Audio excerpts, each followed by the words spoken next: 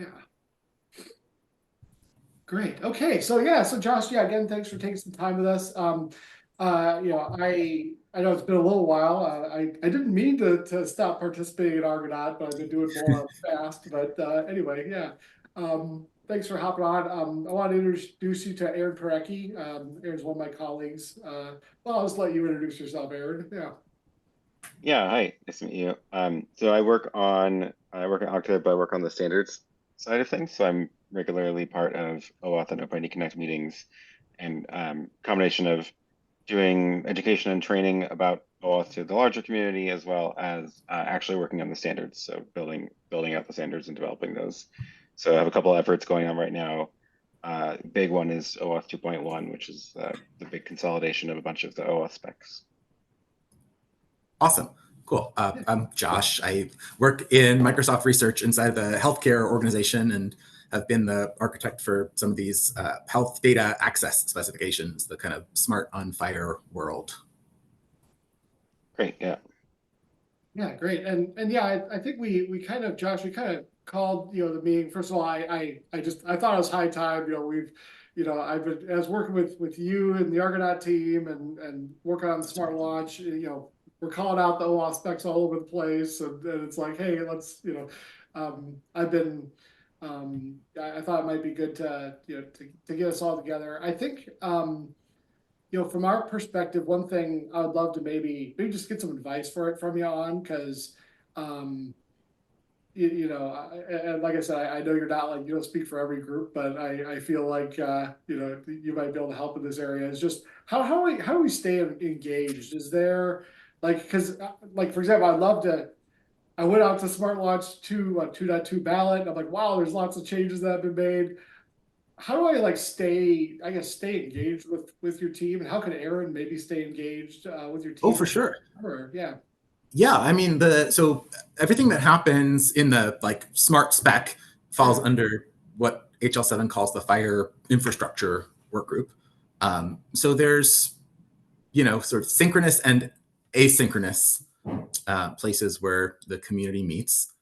So synchronously, there's a fire infrastructure call every week, although we don't talk about kind of smart on fire stuff necessarily every week. Asynchronously, there's the Zulip chat. So there's a fire infrastructure stream, which is kind of official business, and then there's a smart stream. Okay. But a lot of the time when we look at kind of the medium-term trajectory for standards, projects get proposed in one of the accelerators. So somebody might bring an idea to the Argonaut accelerator, which has participation from, as you know, Dan, some of the electronic health record vendors, as well as some technology companies, payers. And so if we find a project that folks in that group sort of think is important to do, we'll try to develop some draft guidance there. And if it seems to matter enough to people, then we'll try to see if we can take it through the standards track. Mm-hmm. So we host those kinds of meetings openly. Those are advertised in Zulip and on the HL7 calendar. I think, Dan, you participated in the Granular Scopes project a few years back, which kind of wound up being one of the major features in the Smart 2.0 release.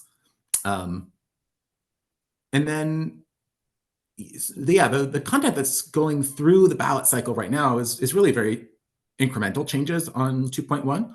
The major kind of feature from my perspective has been what we call the endpoint brands. So just trying to make it easier for users who are trying to figure out which system to connect to. There might be thousands of them, and they might have very similar names. So how do we let those organizations kind of publish all of their branding information so apps can display those things consistently? I think it's a really important project, but it's sort of a data profile project. It's not super deep on the authorization flow, or not really tied into the security aspects of the spec. Yeah. Okay. Is that and I guess maybe this is where I kind of started to lose track as well, is because some of these things, so it sounds like Argonaut is just one of the kind of intake mechanisms, right? It's not the intake mechanism. Is that fair to say, or is it? Yeah, that's right. So the other kind of new feature that we saw in this Smart 2.1 spec was an expansion of our context mechanism. So apps can say when they launch, hey, I need this kind of context about, imaging study might be open in the EHR, or if it's an app that renders clinical questionnaires, the app might say, tell me which questionnaire you want to render, give me a link to it, that kind of thing. So that's an example of a feature that was proposed in Zulip, and somebody submitted a issue on the HL7 smart tracker, and we talked through it in just the normal HL7 meetings, and the feature landed kind of based on that pathway. It tends to be, though, that for kind of larger scale functionality or features, we'll run these kind of focused projects to try to understand what the needs are a little bit better. So I'd say sort of small things tend to sort of just be like, hey, somebody proposes a tweak and we all look at it and move ahead with it. But the problems that have a much bigger design space really benefit from kind of like, let's step back and understand it more. Yeah. Okay. So yeah. So like the Zulip is sort of like, so it'd be part of the looks like fire infrastructure. I have to look at it. I think my streams got cleared out at some point, but yeah. Yeah, no, there's a ton of streams in the chat.fi.org site, but I'd say for this smart stuff, the two that you don't want to miss are fire infrastructure and smart. But there's also United States and Argonaut, where there's overlapping communities here. So depending on the perspective that somebody has, somebody might show up with a question in the United States channel about how they're supposed to support a feature because they want to pass conformance tests. Got it. Yeah. So I'll definitely look at get on some of those. Because I think part of the outreach too. Again, like I've been going to the connectathons. I did a few with Smart V2. I've been doing some with the UDAP, the fast security. So yeah, thanks for your comments on some of that.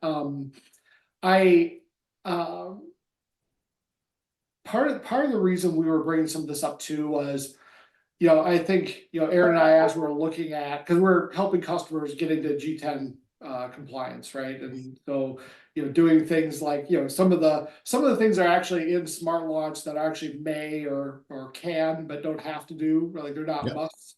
G10 is saying, nope, they're musts, right? And so, we're kind of helping customers parse through that and understand what needs to be done. We do have some concerns. They're maybe similar to the concerns that kind of came up around like Pixie and things like that, where it's like we kind of solidify something in the spec. The industry moves 100 miles an hour, right? And like since OIDC was finalized, since Smart V2 has been finalized, there's things that we either no longer do or there's new ways of doing things, and so. We're stuck a little bit, right?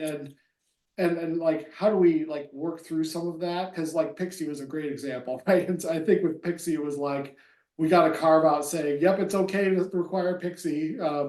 But we have a similar ask around the authorized post capability. Because there's concerns around like, Google Chrome sees authorized post is essentially like a cross-site request forgery because you're posting to a different domain, and so there's like cookies they're stripping out and stuff like that. So it's a case where like we know the spec says this, Smart says this, but the industry is like starting to conflict with it, and so it's getting a little bit tricky. Yeah, I mean, this is sort of the challenge with any of these specifications that winds up being literally codified in regulations. I mean, the great thing is it's a pathway to drive consistent support and interoperability, but it works on its own time frame, and there's places where it intersects with kind of security and privacy practices that the results are not always great. So I guess there's a meta question of how do you design a system of regulations that sort of achieves those goals around interoperability without ossifying the things that need to be able to evolve. And I don't think we have the answers to those questions yet. I think we're still kind of struggling with that. And then there's like all the particulars, like, okay, great. If we can't solve that problem in general, how do we make sure that, this particular issue is not going to cause too much pain? And so for Pixie, the example there was like, well, we're going to have a new release of the Smart spec, and we're going to see that adopted in regulations, and eventually the compliance deadlines there will kick in. So we were working on that in 2019 or 2020, something like this. Exactly. The spec was published around 2020. ONC adopted it this year. So vendors can start to certify to that today, Yeah. but they don't have to. They could still sort of take another 2 years to get there. And so that can lead to a situation where, a vendor might keep an API online for 2 years because they haven't come into compliance with the latest thing yet. And, is that API implementing best practices? It's not. Yeah. So that's a real challenge. They have the option to upgrade, but if they're not generating internal pressure to make that upgrade happen, then maybe it doesn't happen until the deadline. For the authorized post example, this is one where the certified systems need to support it. So, there's some conformance testing there. But if it doesn't work in the real world, like clients just won't use it. Now that could be a waste of time and resources, and there's all kinds of reasons why that's bad. But at least it won't be a situation where people are like driven to, implement insecure behavior. If I'm understanding the contours there correctly, it's more like my browser is protecting me, and therefore this thing's going to break. Yeah. There's two parts to it which are annoying. So the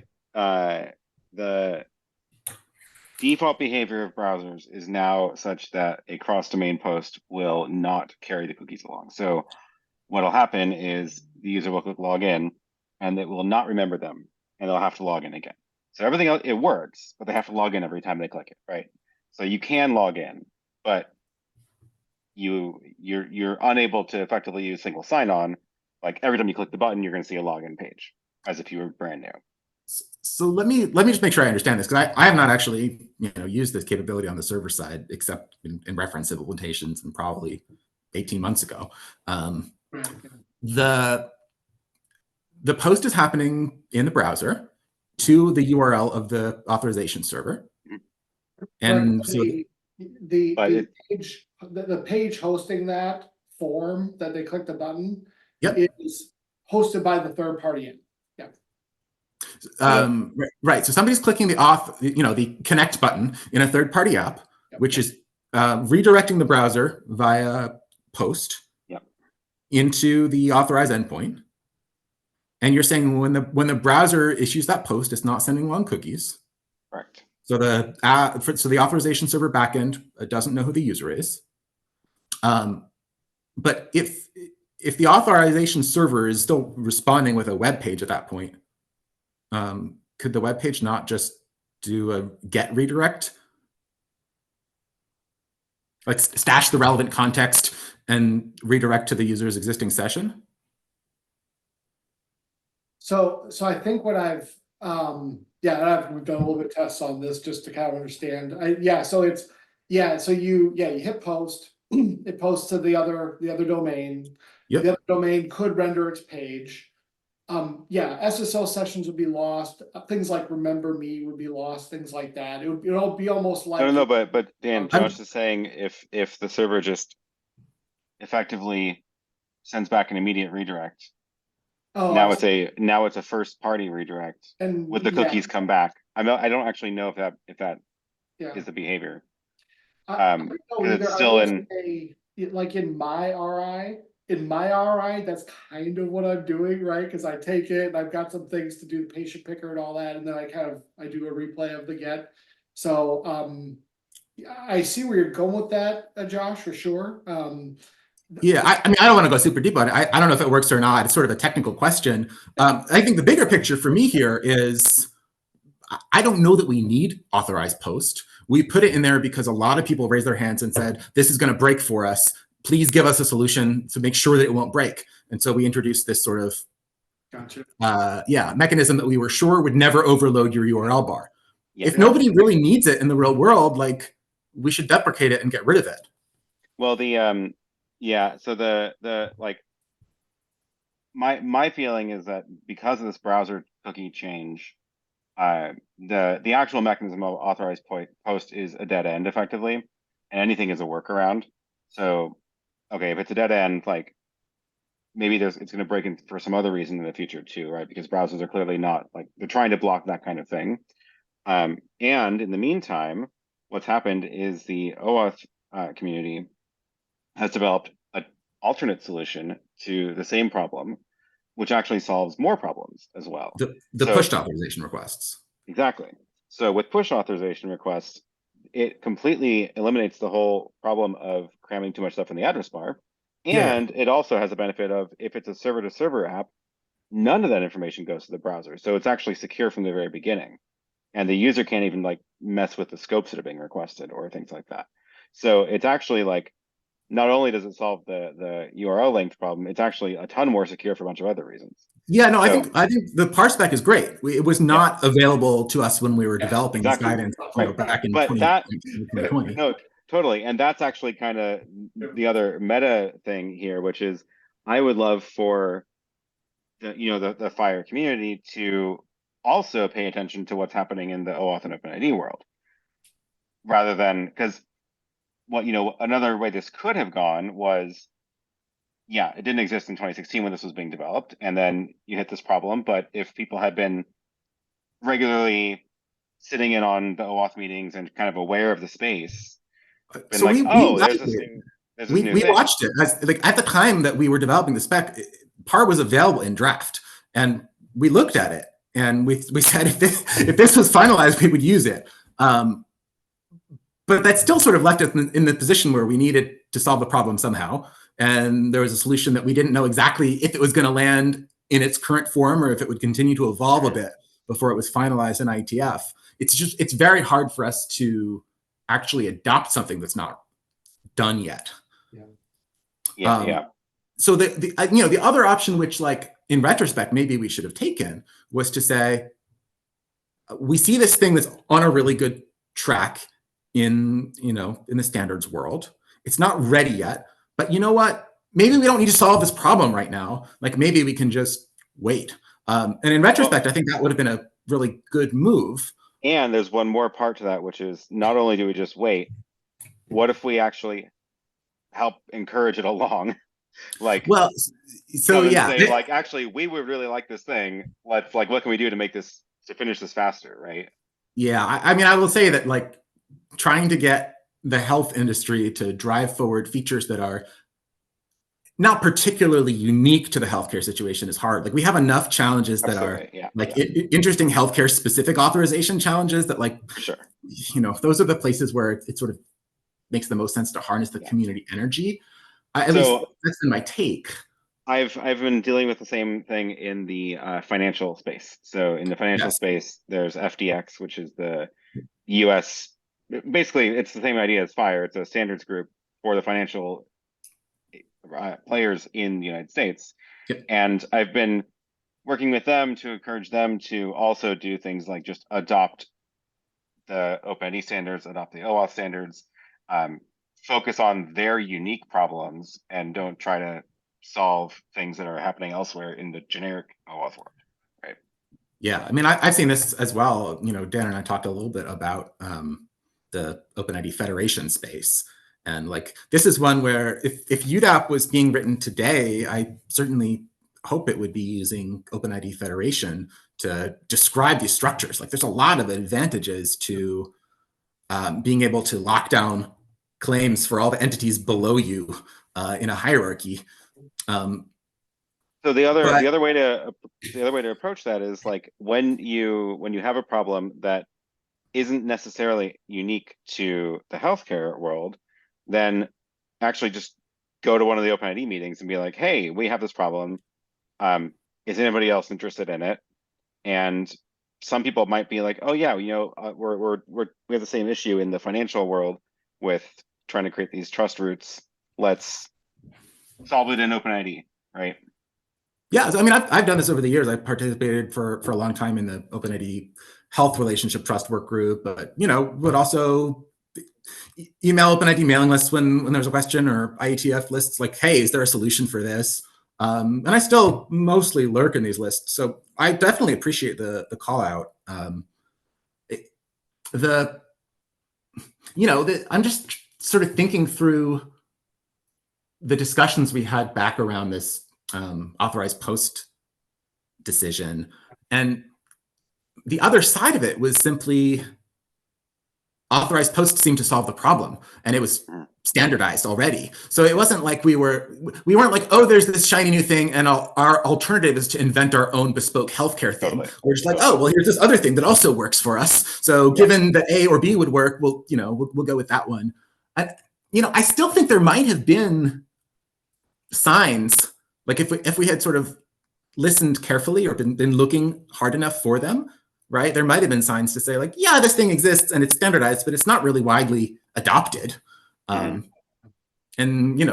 trying to sort of press harder on those signals early could help as well. I think that's maybe part of why I called the meeting is because and unfortunately, participating, I wish it were a bigger part of my job, right? But like, participating in the working groups and things like that. Yeah, I'd love to see what I could do to be more effective in that area. I did do a little bit with the FAST working group with UDAP, so that I was able to get an opportunity, at some point. But I think that's part of why I called this too is, maybe get your advice on how to, if we were to see anything like this in the future, how would we push? And I would say, like, you talked about, should we spin up a project for such things? I would certainly probably propose, do we have a project or an issue to say, hey, let's replace authorized post with PAR, in a future, a future standard. Yeah. Yeah, no, I think it's a really good idea. I'm trying to remember that. I know the PAR spec supports signed requests. I'm trying to remember if it requires them. It's if you wanted to go, the other category to look at here is the Fappy working group, which is formerly financial grade API, and now it just basically means high security OAuth. So there's a lot of work in there. Like that was actually an interesting example of the financial world being like, we have all these requirements, but then realizing that it's not specific to financial at all. So now it's just high security OAuth, and it's got all the signature bits where you need them if you need them. So. Yeah, I mean, look, I think step one for authorized post is to see if we can just deprecate it, and it's worth making a proposal on that front, and laying out the argument. Like, if we know it's not going to work in current generation browsers, like spell that out clearly, show an example of where it breaks, and it's even possible. Like, we could at least have the discussion. Right now, we're in this ballot reconciliation window where we're gearing up towards that 2.2 publication. Ideally, we get a comment during the ballot period, and then we can reconcile it. But if there's a newly discovered issue where something in our spec is generally broken, we still have the latitude to make the kind of change where we could either deprecate something or at least mark it as a candidate for deprecation. And so if you think this rises to that level, it's worth submitting an issue. We'll deal with it in the next, basically 4 or 6 weeks. We're looking to wrap this up and get the new spec published. So there's no reason, at the very least, we shouldn't have a very clear warning in the spec that says, hey, look, it's in here because it's old baggage, but we're not sure it's going to continue. That our process most definitely allows, and we can at least do that and maybe have the discussion about deprecating it as well.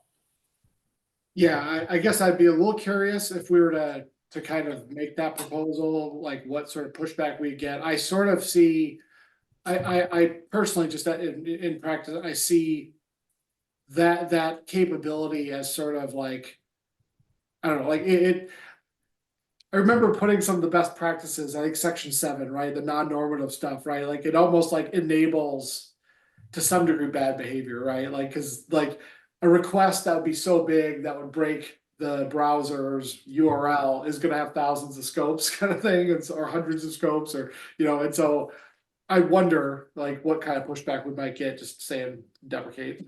So I don't know. Well, I mean, the argument, deprecate, but replace with PAR, which then supports scope. Yeah, I think we want to do this in 2 stages, right? Like if we're going to be able to do something in the short term, it's going to be noting that a feature we currently have isn't working.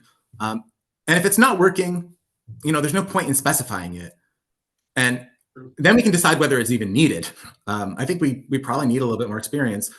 For what it's worth, like, most of the smart user-facing apps that I've seen in production are client-side apps. So like we definitely want to focus on solutions that, work there.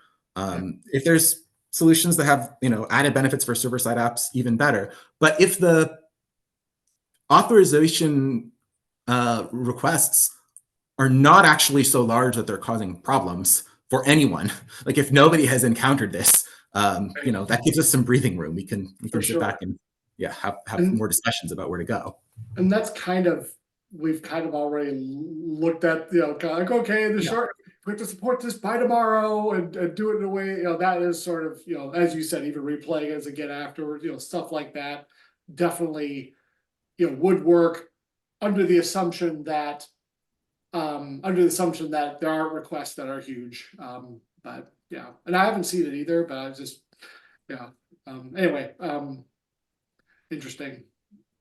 Is that and maybe this is better for Sulip. If that's where posting on the Confluence page, is that where that might get posted? Or so it's the HL7 Jira site, jira.hl7.org, which is like the official repository tracker items for all the HL7 specs, including the smart app launch. Yeah, I think maybe I did one way back when I wrote that. Yeah. It's been a while. Well, appreciate that.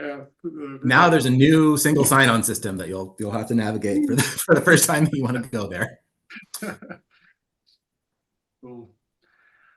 Great. So I know we're a little over time. I know, Josh, you mentioned to me you want to talk a little bit about Federation. Is there any questions or comments you had about Federation while we're still on and we have you, or I want to make sure I give you a chance? No, I mean, it's really like, look, when I see the scope of and the scale of the anticipated federation for Tefka, it's like, a pretty deep hierarchy from QHINs on down to large health systems, or QHINs down to big health vendors, down to their health systems, down to their departments and users.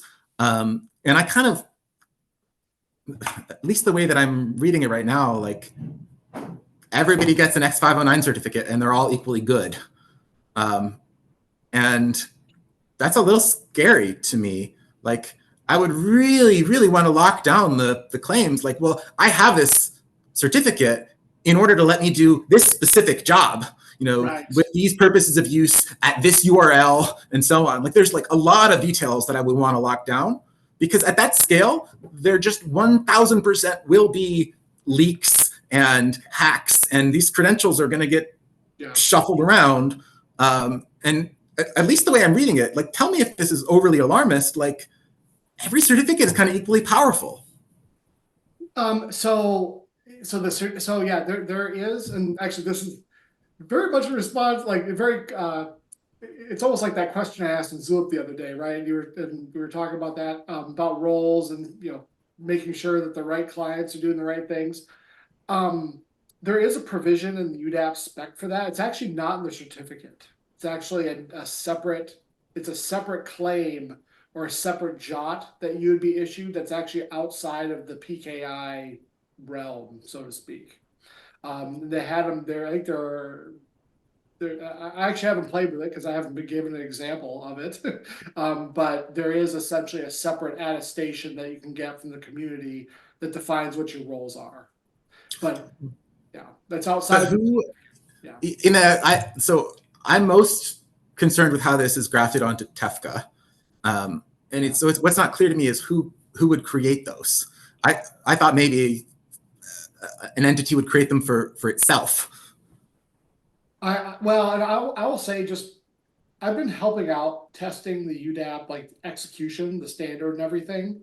Yeah. I've always felt this entire time that it's like, hey, it's great to be testing the exchange mechanisms. There's a whole ton of stuff that's like, oh, that's the community. Oh, that's the community. Oh, the community decides that. Who the heck is the community anyway, right? So I think there's a whole lot. That's kind of been my feedback to people. Like, I think UDAP as like a private exchange mechanism for like alleviating dynamic client registration issues and stuff like that. I think it's great for that, but like applying it in a real world scenario, there's so much that's left to the community that I'm with you. I don't understand. I don't think any of it's been hashed out yet is my problem with it. Yeah. And I mean, for the problem of client registration, like at least OpenID Federation is sort of treating that as a central use case. for the kind of thing you would want to do with an entity statement.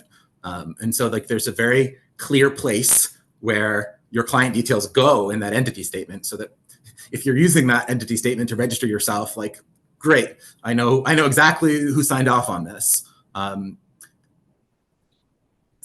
So I don't know, maybe it's too late for the sort of TEFCA world to adopt that, or maybe there's a path still to say like, hey, we're very early on this trajectory. Like, it's not like TEFCA QHINs have UDAP-based dynamic registration working in production today. Not yet, no. Most people know. So like it has potential, some reminiscence to, you know, that authorized post or PAR discussion, where like you see this spec, it's nearly finalized, but you've also, you know, you've got this other thing that you've been working on already, and you know, so what do you do?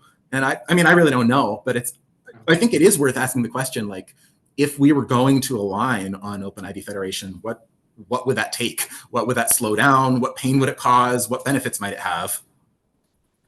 Yeah, interesting. I would, yeah, I'll have to read a little more in depth. I've been, you know, watching it, but it hasn't been like a core kind of, you know, core part of what I've been doing. But I do think that a lot of the issues that I see with, not issue with UDAP, but usually the issue of applying it are probably problems that exist regardless of the technical exchange that we pick, I would think. Sure. But yeah, I'd love to take, I'm curious what Louis, I haven't talked to Louis about that. I'm curious what his take on that is. Just, yeah, if he's been, you know, inspired by that when it is, you know, time with the, you know, working on UDAP or not.